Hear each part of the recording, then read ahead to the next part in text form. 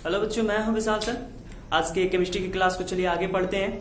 कल हमने जो टॉपिक पढ़ा था उस टॉपिक का नाम था राउल्ट का नियम। हम एक बार राउल्ट के नियम को आपको पुनः समझाते हैं, फिर आगे बढ़ते हैं। देखिए, राउल्ट का नियम क्या होता है, मैंने आपको इसमें बताया था, बहुत महत्वपूर्ण नियम है, क्योंकि इसी नियम की सहायता से हम तनु विलयनों के जो उसमें विलेय पदार्थ होते हैं या जो विलायक होते हैं, इनके अणुभारों की हम गणना कर सकते हैं।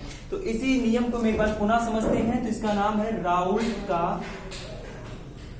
का नियम। देखिए, राउल्ट का नियम क्या होता है मैंने आपको बताया था। अच्छा, राउल्ट के नियम से पहले भी मैंने आपको कुछ बातें बताई थी, उन बातों को हम एक बार रिपीट करते हैं, फिर आगे बढ़ते हैं। राउल्ट के नियम से पहले आपको समझना होगा वाष्प दाब का आपेक्षिक अवनमन क्या होता है। तो वाष्प दाब का आपेक्षिक अवनमन आपको मैंने पिछले वीडियो में बताया था, आप एक बार समझिए पुनः। ठीक है, वाष्प दाब का जो आपेक्षिक अवनमन होता है वो ये होता है कि यदि किसी विलयन का वाष्प दाब PS हो तथा इस विलयन में उपस्थित जो हमारा शुद्ध विलायक होता है उसका वाष्प दाब PO हो, तो शुद्ध विलायक के वाष्प दाब तथा विलयन के वाष्प दाब का जो अंतर होता है, इसी अंतर को हम लोग वाष्प दाब का आपेक्षिक अवनमन कहते हैं, वाष्प दाब का अवनमन कहते हैं। और जब इसी वाष्प दाब के अवनमन में हम शुद्ध विलायक के वाष्प दाब का अनुपात निकाल देते हैं, का रेशियो निकाल देते हैं, तो इस कंडीशन में आपका ये जो रेशियो मिलता है, इसी रेशियो को हम लोग कहते हैं वाष्प दाब का आपेक्षिक अवनमन।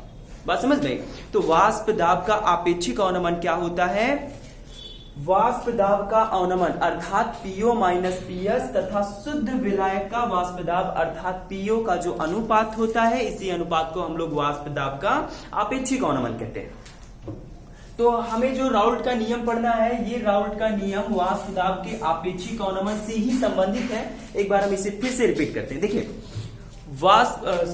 राउल्ट के नियम के अनुसार किसी तन विलयन के वाष्प दाब का आपेक्षिक अवनमन, और वाष्प दाब का आपेक्षिक अवनमन होता क्या है? PO minus PS by PO। ये जो वैल्यू आप देख रहे हैं, इस वैल्यू को हम लोग कहते हैं वाष्प दाब का आपेक्षिक अवनमन, जहां PO जो होता है ये शुद्ध विलायक का वाष्प दाब होता है, जो PS होता है ये हमारे विलयन का वाष्प दाब होता है, और जो आपका PO होता है अगेन वही शुद्ध विलायक का वाष्प दाब होता है। तो ये जो रेशियो होता है, राउल्ट ने हमको ये बताया कि ये रेशियो इसी विलयन, जिस विलयन के इस वाष्प दाब के आपेक्षिक अवनमन के विषय में बात हो रही है, इसी विलयन में जो हमारा विलेय पदार्थ होता है, विलेय पदार्थ के मोल प्रभाज के बराबर होता है। तो अगर हम बात करें विलेय पदार्थ के मोल प्रभाज पर, तो जरा देखिए, किसी भी पदार्थ का हमने बताया था आपको कि मोल प्रभाज कैसे निकाला जाता है। मोल प्रभाज निकालने के लिए जिस भी घटक का हमको मोल प्रभाज निकालना होता है, उसके मोलों की संख्या ऊपर रख करके कुल मोलों की संख्या से हम भाग कर देते हैं। तो यहां मान लेते हैं जो हमारा विलयन बना है, जिसके वाष्प दाब का आपेक्षिक अवनमन यहां निकाला गया है, उसी विलयन में जो हमारा विलेय पदार्थ है, इस विलेय पदार्थ के मोलों की जो संख्या है, के मोलों की संख्या हम मान लेते हैं ये मोलों की संख्या स्मॉल n है, और जो हमारा विलायक है, इस विलायक के मोलों की संख्या जो है, विलायक के मोलों की संख्या बराबर कैपिटल है। हमें निकालना किसका मोल प्रभाज है? विलेय का मोल प्रभाज निकालना। तो भाई विलेय का मोल प्रभाज आप कैसे निकाल पाएंगे? देखिए, विलेय का मोल प्रभाज बराबर जो आपका विलेय पदार्थ हो, विलेय के मोलों की संख्या बटे विलेय प्लस विलायक यानी कुल मोलों की संख्या के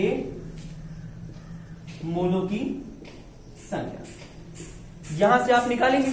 अब जरा आप यहां देखिए, विलेय की मोलों की संख्या कितनी मान रखे हो? Small n। तो विलेय के मोलों की संख्या किस स्थान पे हो गया? स्मॉल n बाई अगेन विलेय की मोलों की संख्या, विलेय की मोलों की संख्या स्मॉल n, और जो हमारा विलायक है इसके मोलों की संख्या कितनी मान रखे हैं? Capital n। तो ये हो गया विलायक के मोलों की संख्या। तो ये जो आप देख रहे हैं small n by small n plus capital n, ये आपका क्या है? ये आपके विलेय का मोल प्रभाज है। तो राउल्ट ने यही बताया था कि यदि तन विलयन है और ये विलयन का निर्माण अवाष्पशील विलेय पदार्थ से हुआ है, तो इस परिस्थिति में जो राउल्ट का नियम होता है वो ये कहता है कि उस परिस्थिति में बने विलयन के वाष्प दाब का आपेक्षिक अवनमन अर्थात PO minus PS by PO उस विलयन में उपस्थित विलेय के मोल प्रभाज के बराबर होता है। ये हो गया आपका राउल्ट का नियम। अब यही राउल्ट के नियम से संबंधित हमको अगला परिभाषा पढ़ना है, जिसको मैंने आपको कल बताया भी था कि आदर्श विलयन होता क्या। तो आदर्श विलयन देखिए किसे कहते हैं, ताप तथा सांद्रता की सभी परिस्थितियों में, टेम्परेचर और कंसंट्रेशन यानी ताप और सांद्रता की सभी परिस्थितियों में जो विलयन राउल्ट के नियम का पालन करेगा उसी विलयन को हम लोग कहेंगे आदर्श विलयन। उस विलयन को हम लोग क्या कहेंगे, आदर्श विलयन। अच्छा, अब आदर्श विलयन के बाद जो हमारा अगला टॉपिक है, ये राउल्ट के नियम से जो फॉर्मूला मिला है इसी फॉर्मूले पर है। मतलब यहां हम ये देखेंगे कि ये जो फॉर्मूला है, इस फॉर्मूले में आप केवल जो शुद्ध विलायक होता है इसका परासरण दाब, जो विलयन होता है इसका परासरण दाब, जो स्मॉल एन है, विलय के मोलों की संख्या और विलायक के मोलों की संख्या, सिर्फ इतने एलिमेंट हैं यहां पे। लेकिन अगर हमें राउल्ट के नियम के अनुसार जो विलेय पदार्थ हो इनकी मात्राओं की गणना करनी हो, इनके मोलों की संख्या निकालनी हो, इनका अणु भार निकालना हो, या फिर जो विलायक है इनके मोलों की संख्या निकालनी हो, इनका अणु भार निकालना हो, तो हम कैसे क्या करेंगे, तो यहां जरा देखते हैं। राउल्ट के नियम से विलेय पदार्थों के अणुभारों की गणना करना, ये हमारा अगला टॉपिक है। यहां जरा देखें, सबसे पहले हम क्या करते हैं, राउल्ट के नियम से चलते हैं। तो राउल्ट का नियम क्या है, राउल्ट के नियम से देखिए, राउल्ट का नियम होता है आपका PO minus PS by PO is equal to small n by small n plus capital N। ये हो गया। अब यहां जरा देखो, सभी को हम रिप्रेजेंट कर देते हैं। ये हो गया PO बराबर विलायक का वाष्प दाब, विलायक का वाष्प दाब। जो आपका PS हो गया, ये हो गया विलयन का वाष्प दाब। जो आपका स्मॉल n है, ये यहां विलेय के मोलों की संख्या है। जो कैपिटल N है, ये यहां आपका विलायक के मोलों की संख्या है। क्लियर? अब यहां पे आप जरा देखिए, टॉपिक का नाम मैंने क्या बताया आपको, टॉपिक का नाम ये है कि राउल्ट के नियम से विलेय पदार्थों के अणुभारों की गणना करना। अब जरा यहां देखिए आप, जो आपका ये विलेय पदार्थ है ये स्मॉल n है। अब यहां अगर आप स्मॉल n के मोलों की संख्या की गणना कीजिए, अर्थात यहां पे ये जो स्मॉल n है ये विलेय पदार्थ का मोल है, इसका जरा हम परिमाण निकालते हैं। परिमाण कैसे निकालेंगे, जरा देखिए। मान लेते हैं, माना विलेय की जो मात्रा है, विलेय की मात्रा स्मॉल w ग्राम है, और विलेय का जो अणुभार है ये हम मान लेते हैं स्मॉल m। इसी प्रकार जो हमारा विलायक है, विलायक की मात्रा को मान लेते हैं कैपिटल W ग्राम, ठीक है, और विलायक का अणुभार मान लेते हैं, विलायक का अणुभार कैपिटल मान लिया। तो यहां जरा देखो, स्मॉल n क्या है, विलेय के मोलों की संख्या है, और अगर आपको विलेय के मोलों की संख्या निकालनी है या किसी भी मोलों की संख्या निकालनी है, तो आप उस एलिमेंट के, उस घटक के मोल जो उसकी मात्रा हो, उसकी मात्रा ग्राम में रख करके उसके अणुभार से भाग कर देंगे।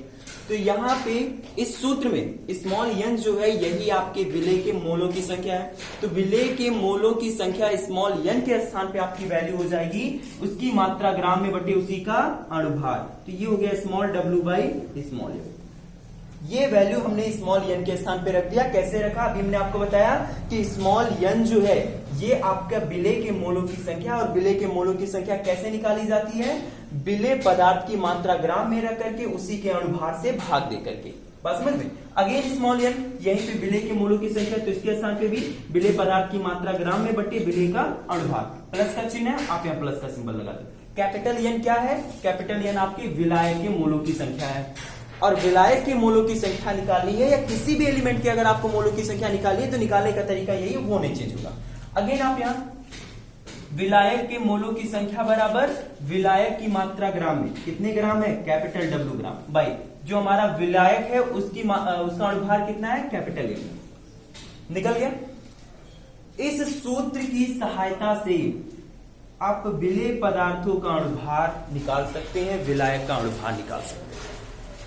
अब इसी टॉपिक में हम आगे अगर बात करें इसी को लेकर के, तो आगे हम ये देखेंगे कि तनु विलयनों के लिए ये कैसे अप्लाई होता है। जैसे अगर तनु विलयनों का मतलब यहाँ पे ये है, ये जो आप पढ़ रहे हो ये तनु विलयनों के लिए ही है, ये जो रूल आप पूरा पढ़ रहे हैं तनु विलयनों के लिए ही है।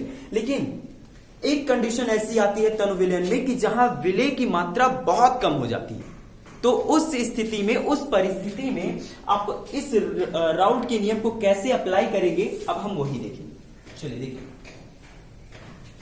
तनु विलयनों के लिए राउल्ट का नियम।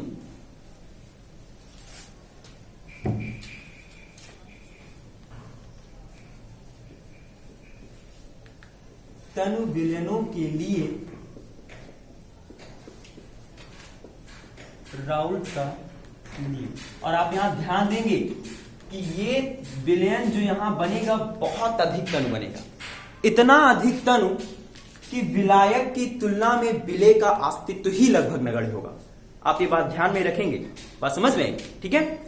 तो यहां पे जो आपको तनु विलयन बनाना है, कैसा बनाना है, एक ऐसा तनु विलयन जिसमें विलायक की तुलना में हमारा जो विलेय पदार्थ हो इसकी मात्रा लगभग नगण्य हो। चलिए देखिए कैसे। राउल्ट का नियम में हमने यही पाया। अच्छा, तनु विलयनों के लिए अभी मैंने क्या बताया आपको कि जो हमारा विलेय पदार्थ हो इस विलेय पदार्थ की मात्रा विलायक की तुलना में बहुत कम हो, तो क्या आप ये नहीं कह सकते हैं भाई जब विलेय हो या विलायक हो, अगर हम इनकी मात्राओं को कम रखेंगे तो क्या इसका मोल प्रभाज अधिक मिलेगा, सॉरी मोलों की संख्या अधिक मिलेगा? बिल्कुल नहीं।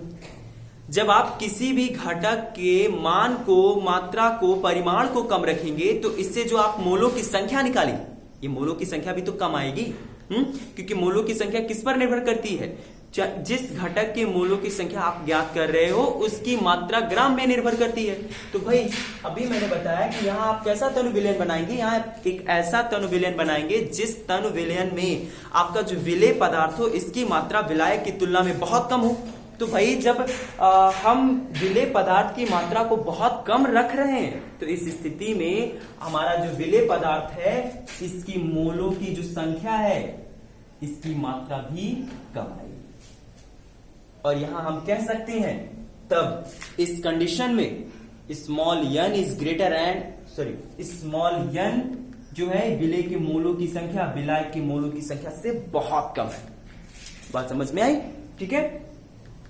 अब जरा देखो, जब परिस्थिति ये है कि विलेय के मोलों की संख्या विलायक के मोलों की संख्या से बहुत कम है, तब इस परिस्थिति में तब क्या आप ये नहीं कह सकते हो small n plus capital N is equal to capital N?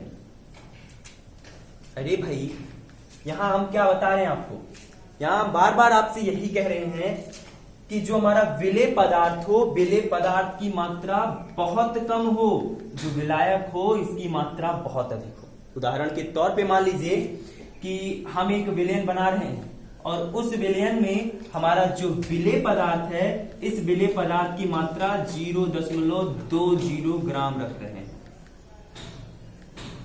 ठीक है। एक विलेय पदार्थ ले रहे हैं और इस विलेय पदार्थ की मात्रा कितनी रख रहे हैं, अर्थात स्मॉल w की वैल्यू, ये स्मॉल w की वैल्यू कितनी रख रहे हैं, 0.20 ग्राम। अब यही आप विलायक की मात्रा को ले लो और आप विलायक की मात्रा को सीधा 1 लीटर रख रहे हैं। तो भाई इसमें अगर आप ये वैल्यू को ऐड करोगे तो क्या इसके परिमाण में इसका जो रिजल्टेंट मान आएगा उसमें बहुत अधिक बदलाव आएगा? नहीं, उसका जो मान आएगा वो लगभग इस विलायक की मात्रा के लगभग बराबर आएगा। बात समझ में आई, ठीक है। तो वही बात यहां कही जा रही है कि जब हमारे विलेय के मोलों की संख्या जो है ये विलायक की मोलों की संख्या से बहुत कम है तो इस परिस्थिति में इनका योगफल विलायक के मोलों की संख्या के बराबर आएगा। तब भाई अब अगेन राउल्ट का जो नियम है, अगर ये कंडीशन है तो भाई इस कंडीशन में यहां जरा देखो राउल्ट के नियम से, तब राउल्ट के नियम से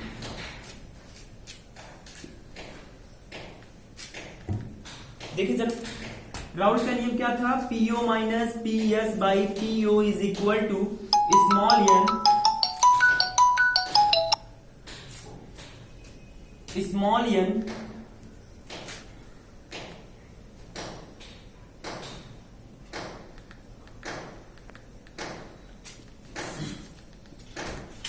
N by small N plus capital N. लेकिन इस परिस्थिति में हम क्या पा रहे हैं, small N plus capital N is equal to capital N. तो इस पूरे के स्थान पे हम क्या रख सकते हैं, PO minus P S by PO is equal to small N by इस पूरे के स्थान पे कैपिटल एन। अब अगेन इनकी मोलों की संख्या आप निकाल दो, चलो निकाल देते हैं। PO minus P S by PO is equal to small N के मोलों की संख्या आप निकालेंगे तो विलेय के मोलों की संख्या बराबर विलेय पदार्थ की मात्रा ग्राम में बटे इसका अणुभार, और विलायक के मोलों की संख्या बराबर विलायक की मात्रा ग्राम में बटे इसका अणुभार। बात समझ में आई। अब जरा यहाँ ये जो वैल्यू देख रहे हैं, इस वैल्यू का मल्टीप्लाई आप यहाँ करेंगे, और ये जो थर्ड टर्म है, थर्ड टर्म का मल्टीप्लाई सेकंड टर्म में होता है। तो चलिए मल्टीप्लाई कर देते हैं। जब आप मल्टीप्लाई करेंगे तो इस फॉर्मूले का स्वरूप आपको मिलेगा PU minus P S is equal by PU is equal to capital M का मल्टीप्लाई स्मॉल डब्ल्यू के साथ होगा, तो ये हो जाएगा small W into capital M by capital W का मल्टीप्लाई स्मॉल एम में होगा, तो ये हो जाएगा capital W into small M. इस सूत्र की सहायता से हम विलेय पदार्थ के मोलों की संख्या का या विलेय पदार्थ के अणुभार की गणना कर सकते हैं। अब जो हमारा अगला टॉपिक है उसका नाम है क्वथनांक का उन्नयन। आज का जो हमारा टॉपिक है उस टॉपिक का नाम है क्वथनांक का उन्नयन। ये हमारा तीसरा, दो प्रकार के अणुसंख्यक गुण हम पढ़ चुके हैं, ये हमारा तीसरा अणुसंख्यक गुण है। तो क्वथनांक क्या होता है पहले तो हम ये समझ लेते हैं। चलिए देखिए क्वथनांक क्या होता है। क्वथनांक आप लोअर क्लासेस में जब इसकी परिभाषा पढ़ते हैं तो आपको यही बताई जाती है कि वह टेम्परेचर जिस पर हमारा कोई द्रव उबलना प्रारंभ करता है। लेकिन हमें यहां इसकी परिभाषा की बिल्कुल आवश्यकता नहीं है। हम यहां जो परिभाषा पढ़ेंगे वो परिभाषा वाष्प दाब के टर्म में होना चाहिए। बात समझ में आई, ठीक है। चलिए देखते हैं यहां क्वथनांक की परिभाषा क्या होगी। देखिए किसी द्रव का वह ताप जिसका वाष्प दाब वायुमंडलीय वाष्प दाब के बराबर हो जाता है।